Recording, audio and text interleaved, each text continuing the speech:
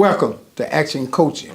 We're certainly delighted that you join us on today because we know God has a special coaching word just for you. First of all, I want to thank God for all of my action coaching partners and, of course, the members of the Word in Action Church. They allow us to do this, and I am so grateful. And I know that God is going to continually bless you in a mighty way as you support the kingdom of God and the vision that God has given us. And so I'm thankful for that.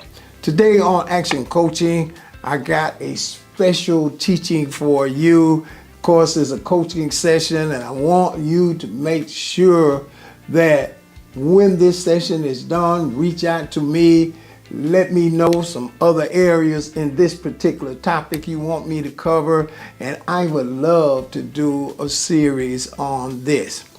Now, on today, we're going to talk about what actions we need to take to raise the bar in our life. I'll say that again. We're going to talk about what actions we as individuals and we as a collective group need to take to raise the bar in our life. When I was in elementary school, junior high, we were in junior high. In junior high, my physical education instructor had a particular exercise that he wanted us to do. And the whole key was he would set up different levels of a bar that we had to jump up and reach. So if you jumped up and reached the first bar, then he would not let you jump on that bar the next time. He would put a bar a little bit higher, and so you had to jump up and reach that bar. And I found out in life that life is kind of that way. You know, that there are levels we can go to in life, but it's basically up to us if we want to maximize all of the tools that God has given us. God has given everybody different gifts. All of our gifts are not the same. Now, some people will work and maximize their gift, and some people will be gifted to do things, but just go through life, don't want to do nothing, don't want to rock the boat, just settle for lower things and never accept the challenge of understanding that you can go higher in life. You can develop your skills and talents so that you can maximize everything that God has given you. So as we talk about these points, talk about how to raise the bar in your life, then I trust that it's going to be exciting, it's going to be a blessing to you, and you could proceed to do just that.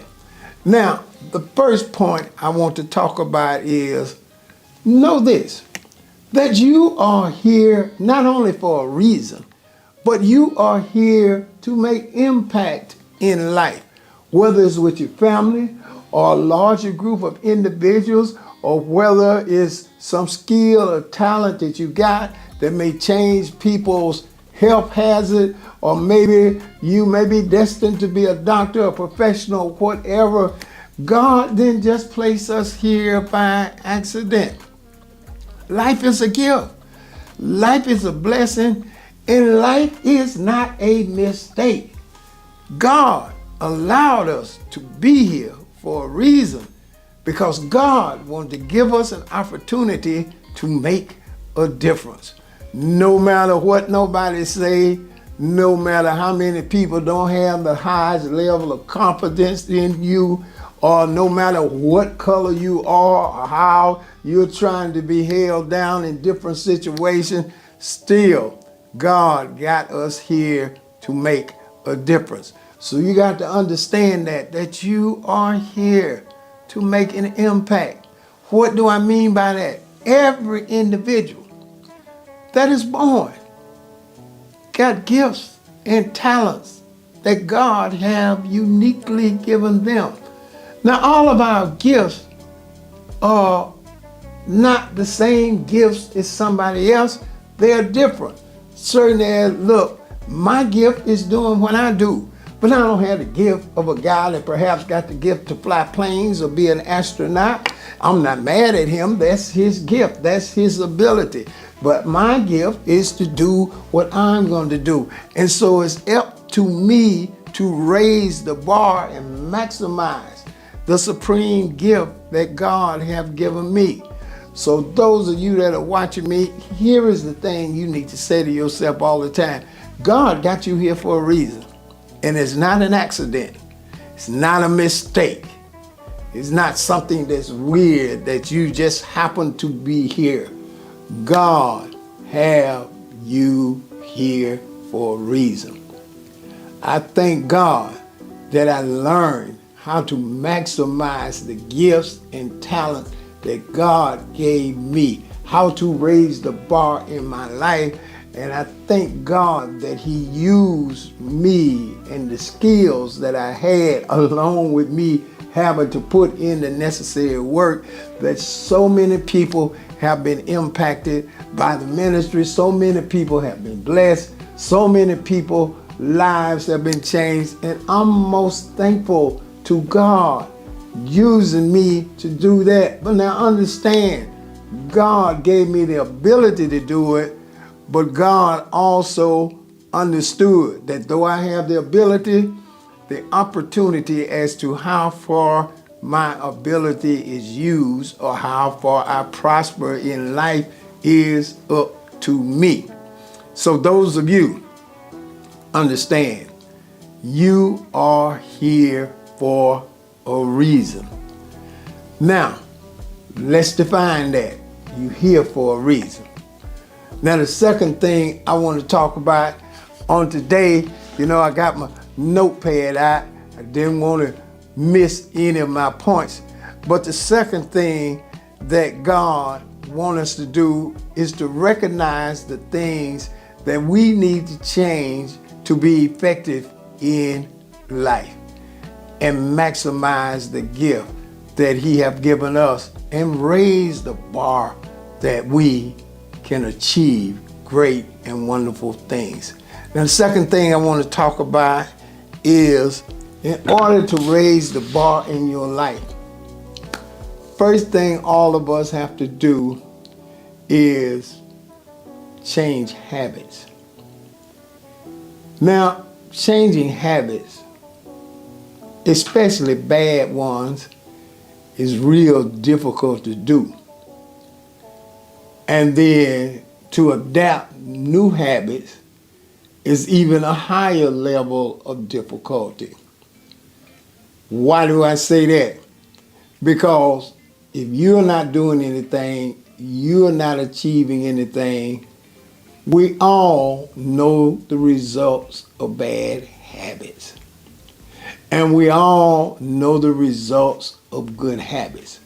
For instance, as we age, going from youth to adulthood, we understand that if we want to keep our body in good shape so that we can do things, so that we are not constantly having to deal with medical issues. Now, I understand some of the things come along that people have to deal with, but basically we also understand that the better health we can stay in, the less we have to deal with on one side or the other. Now, basically, the things that get most of us in predicaments that we have to work hard to get out of is the bad habits. The bad habits are difficult because bad habits are easy to do. It's easy for somebody to say, well, I'm just going to be late, than to get up in time to be where they're supposed to be on time. Or other people just have bad habits. Have you ever noticed that eating too much of certain foods can be bad for your health? For my God, isn't it the food sometime that we eat, that sometimes if we eat too much of it, it can be detrimental? But the thing about it is they taste so good. See, I'm the type of person that there's certain things I like. I like some good ice cream. Of course, I'm married to a wonderful woman that cooks some outstanding cakes. I love to eat her cakes, but I can understand that, some of the cakes she cook, I can just give me that one and I'm gonna eat the whole cake myself because it tastes so good. But I understand that if I want to stay in a certain place or maintain the proper discipline that I need to do what I got to do, can't eat cake all the time. I can't indulge in things that are detrimental to our body, because I'm just saying to everybody, you only got one body.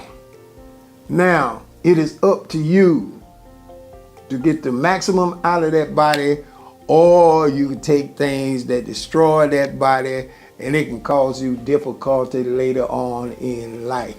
So I understand that first thing we got to attack is habits. Habits are in two forms. They're bad habits and they're good habits. Now, bad habits usually get us in trouble. It usually pulls us down. It usually does not allow us to have the success that we need. Whereas the good habits say that I'm going to do something different, that'll cause me to prosper, that'll cause me to raise the bar in my life and cause me to achieve things that I perhaps never would have achieved if I didn't change my habit. Now I'll say this, when I was younger, when I first getting out of school, going to college, yes, when I got to college, I got introduced to a lot of things that at the time seemed so good.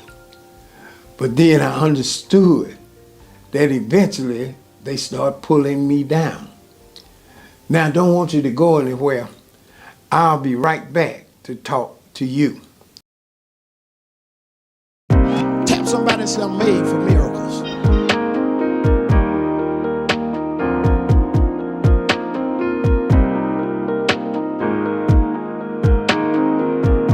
You know why God allowed things to happen to you? He want to teach you that there are about 5 people got it. He want to teach you that there are. So whatever the devil knock you back with, God said now's the time to show him that he can't keep me there. Y'all ain't talking. Now is the time to let the devil know greater is he that is in me than he that is in the world. Welcome back. I left off talking about when I went to college. I went to college and here I am. This is the first time I'm leaving home. And I'm in a college that is 240 miles from where I stay. I did not have the friends that I had while I was at home. I was going to a whole new place. And that was the first time I was going to be actually staying by myself, having to take care of, wasn't nobody like my mama to come in there and wake me up and make sure I'm on time. Or my daddy insisted that we work. He taught us how to work. And then, of course, sometimes when you're staying with your parents, it's always food in the refrigerator or in the freezer. And so I ain't think about, I'm going to be in a place where I had to make sure I took care of my food. I arrived in college, got introduced to a lot of things that I never got introduced before. Now, I'm not going to get too much in them because sometimes when you tell people what you went through, praise the Lord, they forget the went through part. They try to define you by some of the things that you did. But yeah, I got into a little partying, a little extracurricular drinks, and some other things that at that particular time, they were exciting. They were good. I really enjoyed them. But I found out that I couldn't do that all of the time and pass the curriculum that they had in college and raise up my level of education. I liked the fun part. I enjoyed that. But however, I understood that I wasn't going to be able to do this if I was going to be able to achieve the requirements I had to graduate from college and learn the things that I needed to do to further raise the bar in my life. So what did I have to do?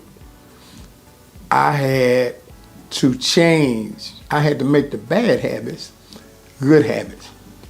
Good habits never hurt. Good habits cause you to grow. Good habits cause you to prosper. Whereas bad habits have the same intensity, but they just send you the other way. So a lot of times in life, the reason people don't want to try things is because they want to hold on to the bad habits because they're easy. I found out a lot of times of talking to people, counseling people, and they want to do better in life. And I said, well, there's nothing wrong with that. Now what you're going to have to do, you're going to have to challenge.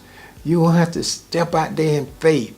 You're going to have to go for it. You're going to have to not surround yourself in certain areas. And then they start thinking, oh, well, that's going to be hard.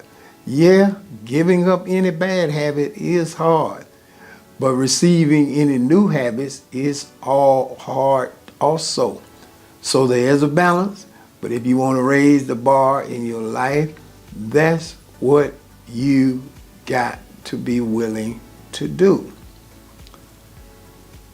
I heard an author say one time that bad habits are the most difficult to give up. Basically because a lot of people are taught bad habits because they're easy, they're adaptable, you want to be part of the club, and that's what bad habits do to you. Good habits, that's difficult, just like I talked about jumping for that bar. Well, first bar I jumped up, that was easy, but my strength helped me do that. But when the physical education teacher set it a little higher, I had to do a little working out. I had to prepare to jump that high. I couldn't just automatically jump up there. I had to do some exercise and some strength training and everything. I said all that to say this. Life can be very good to you.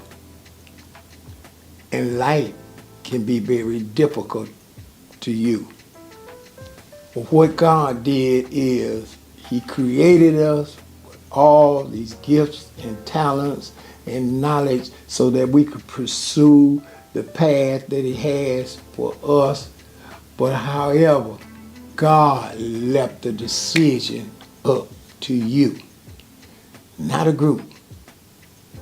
It's up to you, whether you want to pursue it or not. So, got to change your habits. Quit hanging around with people that constantly keep pulling you back into the same old mess that you need to be out of. Adapt some new habits so that you can prosper in life. Now, here's the third point I want to talk about is your vision has got to become your primary focus. A lot of times you see superstar athletes, actors, scientists, whatever profession that's out there that people are functioning at a high level. The first thing they talk about is how hard and how much time they spend at their craft. That you don't hear them talk about how they running around with other people, but they're focusing on their craft. The thing I learned, and I'm thankful for, is when God gave me a vision, gave me a glimpse of what I could be, then I I had to understand that this wasn't going to be easy. I can have it, but it ain't going to be easy. He's gifted me to do what he's shown me I can do, but it wasn't going to be easy. So what I had to do is make my vision or my dream a priority. Anything that don't fit where I believe I can go, I don't have any time for it. I am totally focused on whether you want to call it a dream, a vision, a pursuit, you got to be focused. I talked about earlier in one of the coaching sessions that when I was growing up, they used to have a want ads in the paper. Now I know they do a lot of stuff digitally now, and that they can text it to you, you can email it to you, there's all kind of ways you can see it. But when I was growing up, they used to have the want ads in the paper. Now one thing about those want ads, you know, the lower paying job, they say experience is not required. Of course, you ain't gonna make much money, but you can get certain jobs. To the jobs that pay more money, the first thing they say, they state the experience qualification. Well, the job may pay $50,000, but they say you gotta have 5 years experience. And they talk about that. Now, the point of the matter is that whatever you focus on and lend your attention to, the better you can become. So I found out when God gave me a dream had to be my focus. I didn't have time for all the other things that would take away my focus. The vision demanded my focus. If I want to raise the bar in my life, I got to stay focused to raise that bar. I didn't want to be like others that would talk about they wanting to do it but never achieve it. I have been around a tremendous group of people and none of them wanted to go any further than where they were. I love them, I appreciate them, but I understood I didn't have time to spend with them because I had to stay focused on my dream. And you got to do that. Now my last point is this, is that you're going to have to be a person of action. Now I don't want you to go anywhere. I'll be right back to talk to you.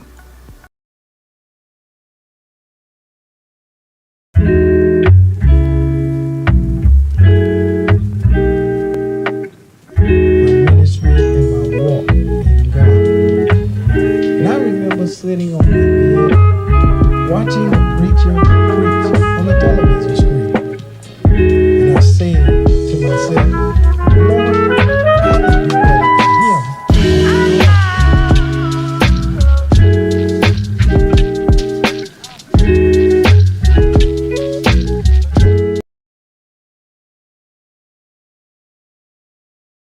Welcome back.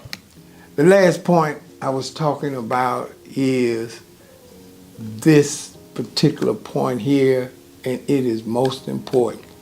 After all of the three things that I've talked to you about before we got here, the last one is after you raise the bar, you get focused, you change your habits, you understand your dream. The last thing is you got to be a person of action. After you've learned and prepared, you got to be an action person. Just like if a wrestler is getting in the ring with another wrestler of equal size and equal strength, then the one that proves they're the strongest is the one they're going to crown the champion. And I'm here to let you know, life gives us an opportunity to be crowned the champion. And this is the way you raise the bar in your life. I love to hear from you. Reach out to me. Let me know what you think about this teaching, and then we can do some more teaching on it, but I'm excited about it today. Before I go, I want to encourage you to sit down and sow a generous seed faith offering for the support of Action Coaching. It is because of you we are able to continue to expand Action Coaching, continue to bring Action Coaching into your home each and every week. And I believe that as you accept these principles, you'll achieve great things in your life. So I want to encourage you. Some of you can sow a seed of 100, 200, even more. Help us here at Action Coaching. There's a link in my bio that will give you a host of ways to give unto Action Coaching. And I certainly want you to go to that link and sow a seed on today. Thank you for your support. Thank you for your love for Action Coaching. And as I leave you, as I do each and every week, I want to encourage you, share the word with a friend and keep the word in action.